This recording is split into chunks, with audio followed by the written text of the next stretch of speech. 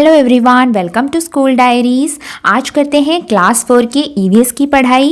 ये है इसके कंटेंट्स जो कि इस साल क्लास 4 में आपको पढ़ने हैं। देखिए ये इतने चैप्टर्स हैं, पूरे टोटल 18। सो चलिए चैप्टर 1 से स्टार्ट करते हैं। आज करेंगे chapter number 1, family and relationships. So ये है आपका chapter family and relationships. So family क्या है? हमारा परिवार, और रिलेशनशिप्स मतलब वो सारे रिश्ते जो हम अपने परिवार में निभाते हैं। हमारे पेरेंट्स, ग्रैंड पेरेंट्स, रिलेटिव्स, बहुत सारी रिलेशनशिप्स होती है हमारे साथ, है ना। तो क्या क्या पढ़ना है यहाँ पे? Types of family, relationship in a family, ठीक है, and mother and her family, changes in family, family में चेंजेस कैसी आती है, और फैमिली वैल्यूज। हमें जो है फैमिली क्या क्या सिखाती है, हमें अच्छी अच्छी वैल्यूज कहाँ से मिलती है? हमारी फैमिली से, है ना। तो यही है हमारा ये चैप्टर। ये सब आपने पहले भी किया होगा, है ना। टाइप्स ऑफ फैमिली, फैमिली तो उसी का थोड़ा एडवांस में करेंगे यहाँ पे। तो चलिए रीड करना स्टार्ट करते हैं। फैमिली, ठीक है, मतलब परिवार। A family is a group of people who are related to one another. तो फैमिली क्या होती है? जब बहुत सारे लोग एक साथ एक घर में प्यार से रहते हैं तो उसको हम फैमिली बोलते हैं, और वो एक दूसरे से रिलेटेड भी होने चाहिए। कैसे? बाय बर्थ, या फिर जन्म से उनका रिलेशन होना चाहिए, या फिर मैरिज से, जैसे कि मम्मी पापा का रिलेशन होता है, ठीक है। तो ऐसे लोग जब एक साथ एक घर में रहते हैं तो वो फैमिली होती है। दे मे or may not live together in the same house. हमारे जो सारे फैमिली मेंबर्स हैं वो जरूरी नहीं कि एक ही घर में रहे, जैसे कि हमारे दादा दादी अलग रहते हो, या फिर हमारे अंकल आंटी रिलेटिव्स अलग रहते हो, है ना। पर फिर भी क्या है, हम सब एक फैमिली हैं। The members of a family love one another. So members मतलब जो सारे सदस्य होते हैं फैमिली के, वो एक दूसरे को प्यार करते हैं। और क्या करते हैं? दे शेयर देयर जॉय, अपनी खुशी बांटते हैं, सॉरोज, अपने दुख, and problems with one another. Problems मतलब सारी मुश्किलें, सारी परेशानियां एक दूसरे के साथ वो शेयर करते हैं, बांटते हैं। तो वही एक फैमिली होती है। Then a family can be big और स्मॉल, जॉइंट और न्यूक्लियर। ये भी हमने पढ़ा हुआ है ना। फैमिली दो तरह की होती है, एक जॉइंट फैमिली और एक न्यूक्लियर फैमिली। जब न्यूक्लियर फैमिली होती है छोटी फैमिली, और जॉइंट फैमिली होती है बड़ी फैमिली, जिसमें दादा दादी, नाना नानी, या फिर आपके अंकल आंटी सब एक साथ एक घर में रहते हैं, तो वो है जॉइंट फैमिली। और न्यूक्लियर मतलब सिर्फ मम्मी पापा और उनके बच्चे, ठीक है। तो वही यहाँ पे लिखा है, देखिए, in a nuclear family only one set of parents and their children. One set मतलब एक ही मम्मी पापा होते हैं न्यूक्लियर फैमिली में, और उनके बच्चे होते हैं। एक से ज्यादा पेरेंट्स नहीं होते, एक ही मम्मी पापा होते हैं, ठीक है।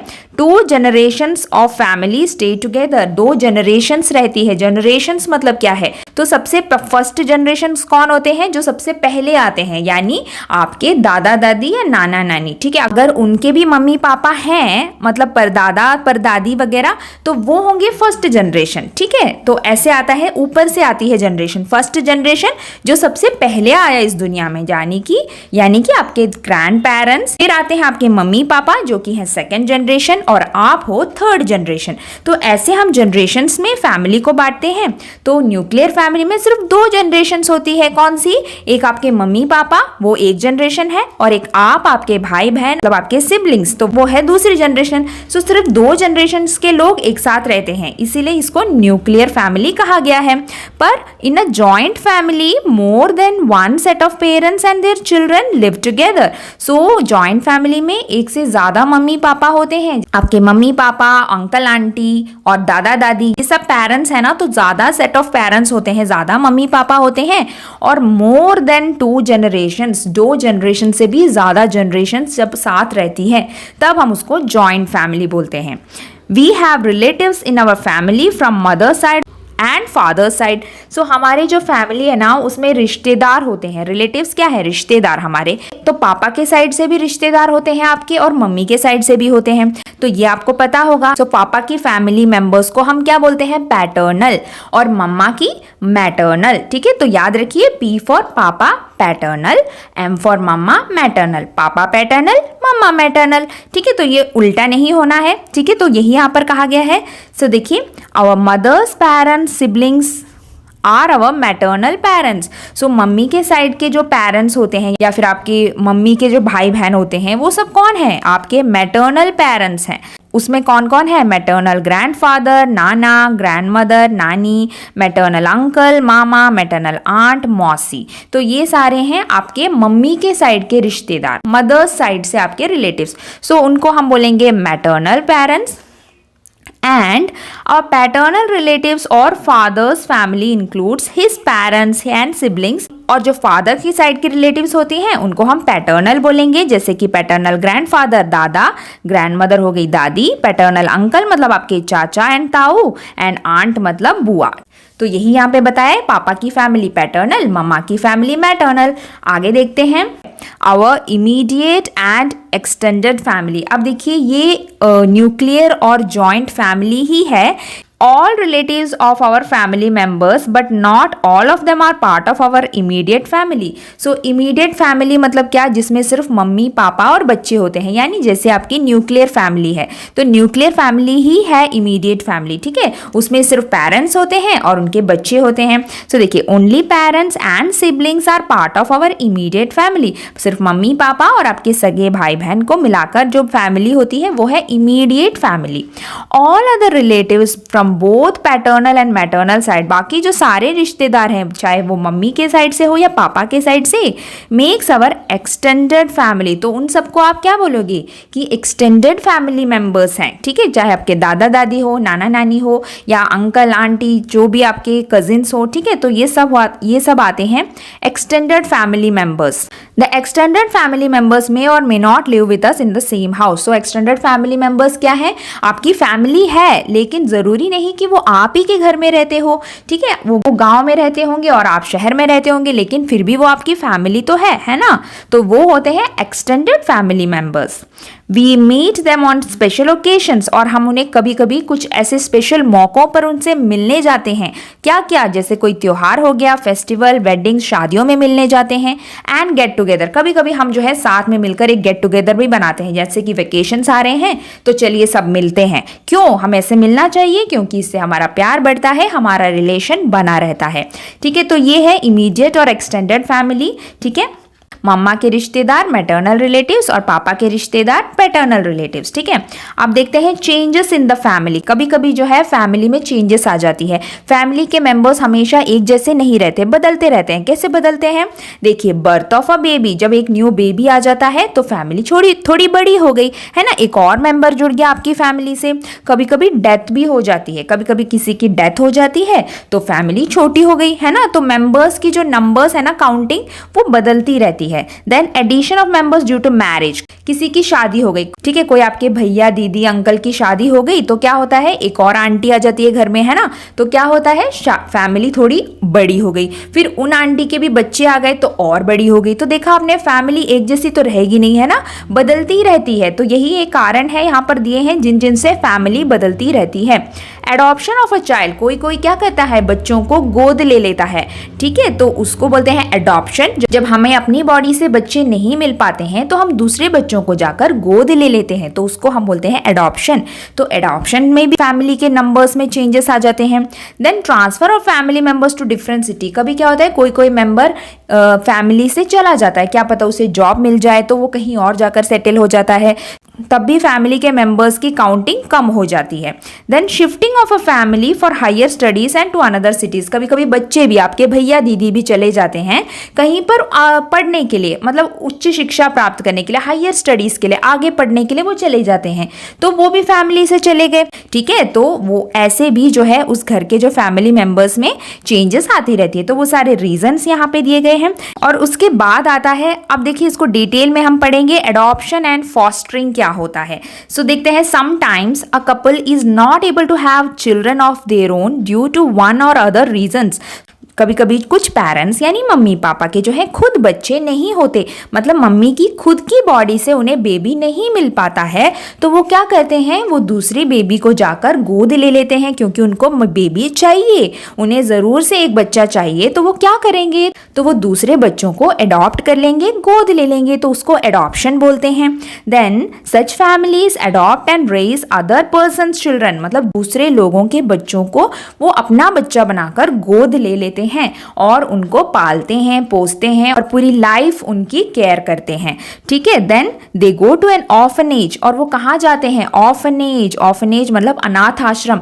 ऑर्फनेज वो जगह होती है जहाँ पर वो सारे बच्चे होते हैं जिनके मम्मी पापा नहीं होते। हो सकता है उनके मम्मी पापा उन्हें छोड़कर चले गए हो या फिर उन मम्मी पापा की डेथ हो गई हो। तो ऐसे बहुत सारे बच्चे होते हैं ना जिनके मम्मी पापा नहीं होते, वो सारे जाते हैं ऑर्फनेज में और वहां जाकर कोई भी बच्चों को अडॉप्ट कर सकता है जिनके अपने बच्चे नहीं होते। ठीक है, an adoption centre is to adopt a child through a legal process, और वो लीगल प्रोसेस के द्वारा होता है। मतलब उसमें आपको साइन करना पड़ता है, कुछ चीजें फाइल करनी पड़ती है रजिस्टर में। ठीक है, ऐसे नहीं कि कोई भी आ गया और किसी भी बच्चे को लेके चला गया, नहीं, पूरा उस बच्चे की पूरी जिम्मेदारी उठानी पड़ती है, पेपर वर्क होते हैं। ठीक है, लीगल प्रोसेस से ही सारा काम होता है। आपको उनको प्रॉमिस करना पड़ेगा कि जब तक आप जिंदा हो आपको इस बच्चे की केयर करनी है, और पेरेंट्स की डेथ के बाद भी उनका जो भी प्रॉपर्टी होता है सब कुछ वो उस बच्चे को ही मिलेगा। तो ऐसी जो चीजें हैं वो पेरेंट्स को साइन करनी होती है, तो उसको बोलते हैं लीगल प्रोसेस। ठीक है, तो ये सारा प्रोसेस होता है। Then they raise the child with complete tender love and care as their own baby, तो वो उस बच्चे को भी ऐसा ही प्यार और केयर देते हैं मानो वो उनके खुद के बच्चे हो। ठीक है, तो उतना ही प्यार वो अडॉप्ट किए हुए बेबी को भी देते हैं। This is known as adoption. ठीक है, तो उसको हम बोलते हैं अडॉप्शन, गोद लेना। समटाइम्स अ फैमिली और a couple takes a kid to into their home for a while without adopting legally and takes care of him or her.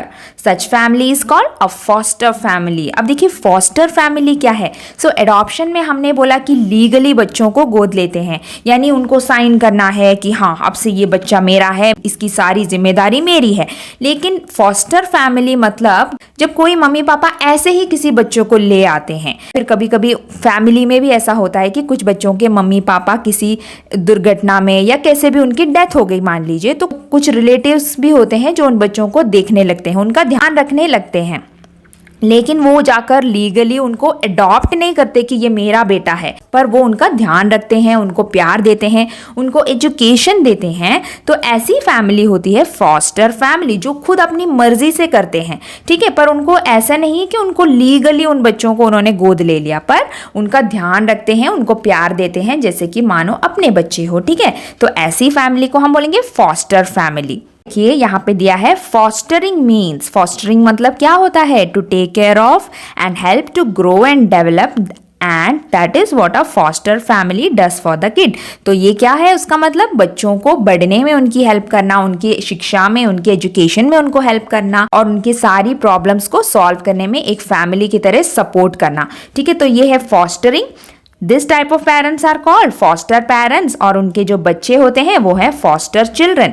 ठीक है, तो ऐसे पेरेंट्स को आप फॉस्टर पेरेंट्स बोलोगे, और जो बच्चे ऐसे बड़े हुए होते हैं उनको फॉस्टर चिल्ड्रन बोलोगे। ठीक है, तो ये दो बातें हैं, ये इंपॉर्टेंट है, याद रखिए। अडॉप्शन मतलब लीगली बच्चों को लेना, उस बच्चों के ऊपर अपना सब कुछ लिख कर रखना, लेकिन फॉस्टर मतलब ऐसे ही बच्चों का ध्यान रखना, पर लीगली वो मेरा बेटा है ऐसे वो नहीं मानेंगे, पर उनका पूरा ध्यान रखेंगे और उनकी केयर करेंगे, जब तक वो कर सकते हैं वो ऐसा करेंगे। ठीक है, तो ऐसे होते हैं फॉस्टर पेरेंट्स, और उसको बोलते हैं fostering. Foster parents may or may not be relatives of the child, but they act as parents to that child who is been fostered with them.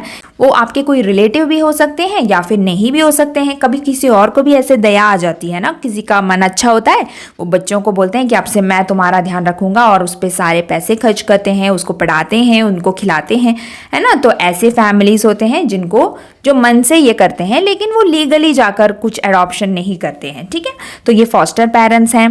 Then adoption and fostering is a noble cause to provide a loving home and support to children who are deprived of their parental love. उसका मतलब क्या है? सो ये जो fostering और adoption है ना, दोनों ही बहुत अच्छे कारण हैं, किसी लिए एक बच्चे को घर मिल जाता है, उनको सपोर्ट मिल जाता है, उनको प्यार मिलता है। किन बच्चों को? जो डिप्राइव्ड मतलब जिनको मम्मी पापा का प्यार नहीं मिल रहा है, ठीक है, जो पेरेंटल लव के भूखे होते हैं, जिनको मम्मी पापा का प्यार नहीं मिलता है, तो उनको एडॉप्शन और फॉस्टरिंग एक बहुत बड़ी बात है, एक ब्लेसिंग है उन बच्चों के लिए, है ना। Then it is a process beneficial to both parents and children, और ये प्रोसेस जो है पेरेंट्स के लिए भी अच्छा है। क्यों? क्योंकि उनको एक बेबी मिल गया, क्योंकि खुद से उन्हें बेबी नहीं मिल रहा था तो उन्हें एक बेबी मिल गया, तो पेरेंट्स के लिए भी वो खुशी की बात है, और जो बच्चे जो अनाथ होते हैं उनके लिए भी बहुत अच्छी बात है, क्योंकि उनकी देखभाल करने के लिए कोई मिल गया। उसके बाद देखिए नेक्स्ट टॉपिक है हेरिडिटी और इनहेरिटेंस। तो हेरिडिटी क्या होती है?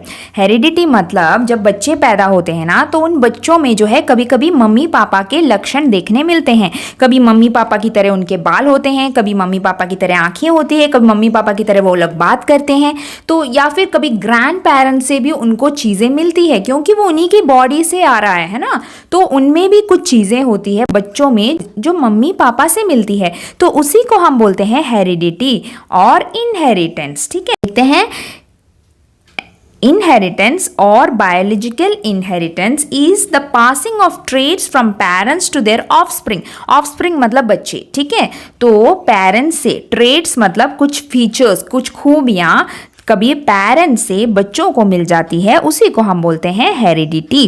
बायोलॉजिकल इनहेरिटेंस, बायोलॉजिकल मतलब बॉडी से जो उनको मिलती है उसको हम बायोलॉजिकल बोलेंगे, ठीक है। Then it happens in plants, ये किस में होता है? प्लांट्स में होता है, एनिमल्स में होता है, एंड यस इन ह्यूमंस, और हम इंसानों।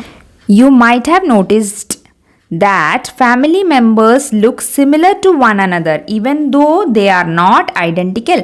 कभी कभी आपने देखा होगा फैमिली मेंबर्स एक जैसे दिखते हैं, वो आइडेंटिकल नहीं होते पर फिर भी वो एक जैसे दिखते हैं। मतलब कभी कभी आपकी शक्ल आपके कजिन से भी मैच हो जाती है, मतलब कभी कभी आप दादाजी के जैसे दिखते हो, कभी कभी आप नाना जी के, कभी आप मौसी की तरह दिखते हो। तो ये सब क्यों होता है? क्योंकि सभी जो है एक ही फैमिली से आ रहे हैं ना, एक बॉडी से ही ये नेक्स्ट जनरेशन आ रही है और उन्हीं की बॉडी से अगली जनरेशन आ रही है, तो उनके जो कुछ फीचर्स हैं वो भी पास ऑन होते जाते हैं, यानी आगे आगे बच्चों में भी दिखाई देते हैं, ठीक है। It might be the case that someone's hair, किसी के बाल, किसी की आईज, आंखें सेम कलर की होती है जैसे कि उनके पेरेंट्स की होती है, या फिर उनका face has the same shape, कभी कभी शक्ल भी एक जैसी होती है। आपको बोलते होंगे ना कोई कि आप अपने पापा के जैसे दिखते हो, आप मम्मी के जैसे दिखते हो, या आप नाना नानी के जैसे दिखते हो, ऐसे कभी बोलते हैं। तो वो क्यों होता है? बिकॉज ऑफ हेरिडिटी, ठीक है, ऐसा होता है।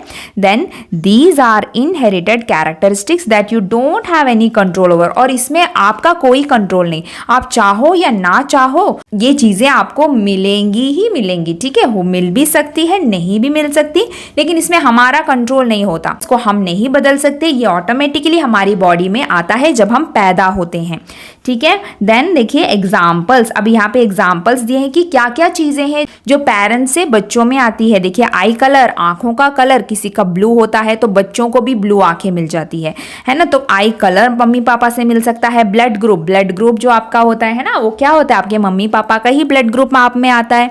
देन डिम्पल्स क्या होते हैं? जब आप हंसते हो आपको छोटा सा एक गड्ढा आपको देखने मिलता है चीक्स में, किसी को, है ना, क्यूट लगता है वो, है ना, तो वो डिम्पल्स कभी आपको अपने पेरेंट्स से मिले होंगे।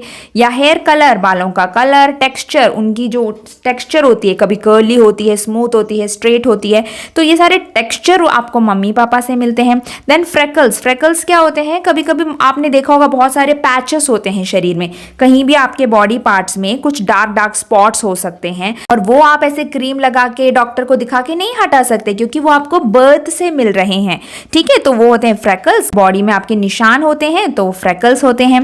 देन हेयरलाइन शेप क्या? जहां से आपका बाल स्टार्ट हो रहा है ना, तो उसको हम हेयर लाइन बोलते हैं। सो आप देखिए यहाँ पर हर लोगों का अलग अलग हेयरलाइन शेप होता है, जैसे ये भी आपको मम्मी पापा से मिला होगा। देन स्किन टोन, आपकी जो स्किन की टोन होती है, चाहे वो फेयर हो, डार्क हो, या फिर कैसी भी हो, वो आपको मम्मी पापा से ही मिलती है। जैसे आपकी मम्मी पापा की स्किन होती है वैसे ही आपकी होती है। देन डोमिनेंट हैंड, मतलब आपका जो मेन हैंड है, कुछ बच्चे राइट हैंडेड होते हैं, कुछ बच्चे लेफ्ट हैंडेड होते हैं। क्यों? क्योंकि वो भी अपने पेरेंट्स से ही उनको मिलता है। होते हैं ना कुछ बच्चों में लेफ्ट हैंड में ज्यादा पावर होती है, वो अपना काम, सारा काम लेफ्ट हैंड से कर पाते हैं, क्योंकि वो उनको क्योंकि वो उनको उनके पेरेंट्स से मिलता है या ग्रैंड पेरेंट्स से मिलता है, ठीक है। तो ये सारी चीजें हैं जो पेरेंट्स से बच्चों में आती है। Some of these can be physically like the colour of eyes और वेदर यू हैव फ्रेकल्स, ठीक है। तो ये सब फिजिकली है, जो हमें बॉडी में दिखाई देते हैं ना, वो फिजिकली होती है। लेकिन इनविजिबल चीजें भी होती है, others are invisible to the human eye. हम कभी कभी ऐसी चीजें भी आपको मिलती है जो हम देख नहीं पाते हैं, जैसे as your blood will look the same as anyone else even if you have a different blood group. कभी कभी जो है आपका ब्लड ग्रुप डिफरेंट भी हो सकता है, लेकिन जो ब्लड का कलर है ना, वो कभी कभी सेम होता है, ठीक है। तो ऐसे कुछ चीजें हैं कि हम देख नहीं सकते, जैसे बीमारियां भी है ना, जैसे बीमारियां भी हमें कभी कभी मिलती है, बीमारियां भी होती है, कुछ डिसीजेस भी होते हैं जो पेरेंट्स से बच्चों में आ जाते हैं और हम कुछ नहीं कर पाते। तो वो सारी चीजें हैं जो हमें दिखती नहीं लेकिन आती है। तो ये सारी चीजें हैं हेरिडिटी के बारे में। अब नेक्स्ट देखिए फैमिली वैल्यूज। हमारे जो वैल्यूज जो हमें घर में फैमिली हमें सिखाती है, अच्छी अच्छी आदतें, फैमिली की एक्टिविटीज, हर फैमिली के अपने रूल्स होते हैं, तो वो यहाँ पे बताया है। देखिए क्या क्या चीजें हैं जो हमें फैमिली से मिलती है, जो हमें फैमिली से सीखने मिलती है।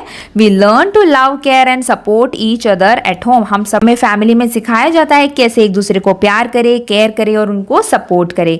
We learn to share our problems and happiness with each other. हम क्या सीखते हैं, अपनी प्रॉब्लम्स को एक दूसरे के साथ बांटना और खुशियों में एक दूसरे का साथ देना। ये सारी चीजें भी हमें फैमिली सिखाती है। Then we learn about our family traditions and cultures. हर फैमिली के अपने अपने रूल्स होते हैं, कल्चर होते हैं, अपने अपने त्योहार होते हैं, है ना, आपका अपना अपना धर्म होता है। तो ये सारी चीज़ें भी हमें फैमिली ही सिखाती है उसको आगे ले जाना। Then we learn about the importance of self discipline. हमें डिसिप्लिन्ड कैसे रहना है। एटिकेट मतलब हमारा बिहेवियर, हमें अच्छी आदतें हमारे पेरेंट्स हमें सिखाते हैं। एंड क्या सिखाते हैं, रेस्पेक्ट फॉर एल्डर्स, बड़ों का आदर करना, ठीक है। तो ये सारी चीज़ें हमें फैमिली ही सिखाती है। We learn not to fight, कि हम सीखते हैं कि हमें एक दूसरे से लड़ाई नहीं करना चाहिए। Not to use abusive language, ऐसे गंदे लैंग्वेजेस यूज़ नहीं करने चाहिए जो दूसरों को हर्ट करते हो। बैड लैंग्वेजेस, गालियाँ देना, ये सब अच्छी बातें नहीं होती है ना। तो फैमिली हमें सिखाती है कि ऐसी चीज़ें हमें नहीं यूज़ करनी है, ठीक है। And not to steal and hit others, ना कि चोरी करनी है, स्टील मतलब चोरी। फैमिली सिखाती है हमें चोरी नहीं करनी है, और हिट अदर्स दूसरों को मारना नहीं है, ठीक है, उनको चोट नहीं पहुंचाना। And we learn to help needy people, और हम सीखते हैं कि पुअर पीपल की या फिर जिन लोगों को जरूरत हो उनकी मदद करो। ये सब हमें फैमिली सिखाती है।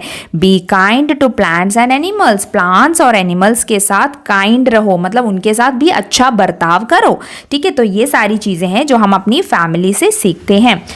यही सारी चीज़ें हैं जो हमें फैमिली देती है। क्या देती है, लव, अफेक्शन, प्यार देती है, वार्म, हमें सुकून मिलता है फैमिली में, प्रोटेक्शन, हमें प्रोटेक्ट करती है फैमिली सारी मुसीबतों से।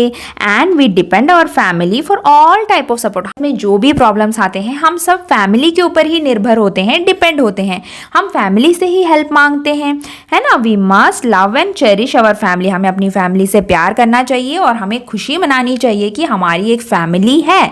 विदाउट आवर फैमिलीज, अगर फैमिली नहीं होती, life would become very difficult, हमारी लाइफ बहुत ही डिफिकल्ट होती, डेंजरस होती, मान लीजिए अगर आपकी फैमिली नहीं होती, ठीक है। हम सबकी फैमिली है, इसीलिए आज हम इतने खुशी से अपने घर में रहते हैं। यहाँ पे देखिए, respect your Elder and do not fight, ना फाइट करिए ना येल करे मतलब चिल्लाना, तो चिल्लाना भी नहीं है हमें एक दूसरे के ऊपर। ये सारी चीजें हमें फैमिली सिखाती है। अब एनिमल्स के देखते हैं। Animals and there young once, animals और उनके छोटे बच्चे, यंग वंस मतलब छोटे बच्चे। जस्ट लाइक ह्यूमन बीइंग्स, इंसानों की तरह animals also give birth to young ones. इंसानों की तरह एनिमल्स भी जो है बच्चों को पैदा करते हैं, बर्थ करते हैं। They to love and care for their young ones, वो भी अपने बच्चों को प्यार करते हैं, उनकी देखभाल करते हैं, ठीक है। Then animals which give birth to young ones and feed them for their own milk. ये आपने पढ़ा होगा लास्ट क्लासेस में कि मैमल्स क्या होते हैं मैमल्स मतलब वो जीव जंतु जो बच्चों को पैदा करते हैं, मतलब अपनी बॉडी से, ठीक है। तो वो मैमल्स होते हैं। कुछ होते हैं जो अंडे देते हैं, जैसे बर्ड्स अंडे देती हैं, या फिर कुछ एनिमल्स भी होते हैं जो इंसेक्ट्स अंडे देते हैं, कुछ रेप्टाइल्स अंडे देते हैं, ठीक, फिश भी एग्स देते हैं, है ना। तो वो सब मैमल्स नहीं होते, और मैमल्स वो होते हैं जो अपनी बॉडी से बच्चों को पैदा करते हैं, ठीक है, और उन्हें अपना दूध पिलाते हैं, ठीक है, फीड देयर ओन मिल्क, मतलब अपनी बॉडी से पैदा करके उन्हें दूध पिलाते हैं अपना, तो वो मैमल्स होते हैं। हम ह्यूमन बीइंग्स भी मैमल्स हैं, है ना, हमारे मम्मी सब हमें जन्म देते हैं, ठीक है, तो हम मैमल्स हैं। और कुछ एनिमल्स भी होते हैं जो मैमल्स हैं। The babies feed on mother's milk, ठीक है। देन फॉर एग्जाम्पल देखिए, elephant, lion, dogs, cat, monkey, cow, camels, ये सब मैमल्स हैं। ये सब क्या करते हैं, बच्चों को पैदा करते हैं। Some other animal lay eggs, और कुछ एनिमल्स होते हैं जो अंडे देते हैं। Eggs hatch to help the baby animals come out of the shell, और वो अंडे देते हैं और वो उसके ऊपर बैठते हैं गर्मी के लिए, और वो अंडे टूटते हैं और उनमें से छोटे छोटे बच्चे निकल कर आते हैं, जैसे पक्षियों के होते हैं, है ना। तो वो सब होते हैं जो एग से निकलते हैं, वो मैमल्स नहीं हैं, ठीक है। फॉर एग्जाम्पल देखिए, फिश, मछलियाँ, बर्ड्स, फ्रॉग्स, इंसेक्ट्स, स्नेक्स, सो ये सारे हैं एग्जाम्पल्स जो मैमल नहीं है, ये अंडे देते हैं। All animals give complete parental care. अब देखिए, बच्चे चाहे कैसे भी पैदा हो, अंडे देके या फिर मैमल्स हो, लेकिन सभी पेरेंट्स को जो है अपने बच्चों से बहुत ज़्यादा प्यार होता है और वो उनकी देखभाल करते हैं, चाहे वो इंसान हो या जानवर। Then they protect their young ones from all kind of harm. वो जो है अपने बच्चों को सुरक्षित रखते हैं सारी परेशानियों से, मुसीबतों से। दे फीड देम, उन्हें खाना देते हैं। टीच देम, उन्हें पढ़ाते हैं न्यू थिंग्स, नई नई चीज़ें। एंड लुक आफ्टर देम, उनका ध्यान रखते हैं till the young ones grow up and able to look after themselves, जब तक कि बच्चे बड़े नहीं हो जाते और वो अपना ध्यान खुद से नहीं रखते, तब तक मम्मी पापा रहते हैं उन बच्चों का साथ देने के लिए, उनकी केयर करने के लिए, ठीक है। तो ऐसे हमारे भी मम्मी पापा है ना, जब तक आप बड़े नहीं हो जाओगे, आप हर चीज़ के लिए आपको मम्मी पापा पे डिपेंड होना पड़ेगा, और मम्मी पापा आपका ध्यान भी रखेंगे। सो देखिए, यहाँ पर हमने क्या क्या चीज़ें पढ़ी। एडिशन टू आवर फैमिलीज, हमारे फैमिली में मेंबर्स कैसे बढ़ते हैं, तो मैरिज, शादी से, बर्थ ऑफ अ बेबी, एक बच्चे के जन्म से, एडॉप्शन, किसी बच्चे के गोद लेने से, और फॉस्टरिंग, है ना, कि बच्चों को बिना किसी लीगल प्रोसेस के बच्चों को घर ले आना। तो ऐसे फैमिली मेंबर्स जो है बढ़ते हैं। एडिशन मतलब जब मेंबर्स की काउंटिंग बढ़ रही है। अब देखिए, बर्थ ऑफ अ बेबी, अब बर्थ कैसे कौन कौन देता है, ह्यूमन बीइंग्स भी देते हैं और एनिमल्स भी देते हैं। ह्यूमन बीइंग्स तो मैमल्स हैं, वो सिर्फ बच्चों को जन्म ही देते हैं, ठीक है। वो लेकिन एनिमल्स में कुछ एनिमल मैमल्स हैं और कुछ एनिमल्स अंडे देते हैं, ले एग्स। अब उनके एग्जांपल्स भी यहाँ पे दिए हैं, आप देखिए यहाँ पे, ठीक है। ये सारे वो एनिमल्स हैं जो कि अंडे देते हैं, और ये एनिमल्स हैं जो बच्चों को अपनी बॉडी से पैदा करते हैं, ठीक है। तो ये मैमल्स हैं, और इसी के साथ आपका चैप्टर भी यहाँ पे कंप्लीट हो गया है, ठीक है। होप कि आपको समझ में आया होगा फैमिली एंड रिलेशनशिप। सो हमें अपनी फैमिली से बहुत ज़्यादा प्यार करना चाहिए, क्योंकि फैमिली ही हमारे लिए सब कुछ होती है, ठीक है। फैमिली के बिना हमारी लाइफ बहुत ही डिफिकल्ट होगी। ओके, सो प्यार करिए अपनी फैमिली से और अपनी फैमिली का साथ एंजॉय कीजिए। ओके, सो इतना ही है वीडियो। अब मिलते हैं अगले वीडियो में एक नए टॉपिक के साथ। तब तक के लिए बाय बाय, टेक केयर।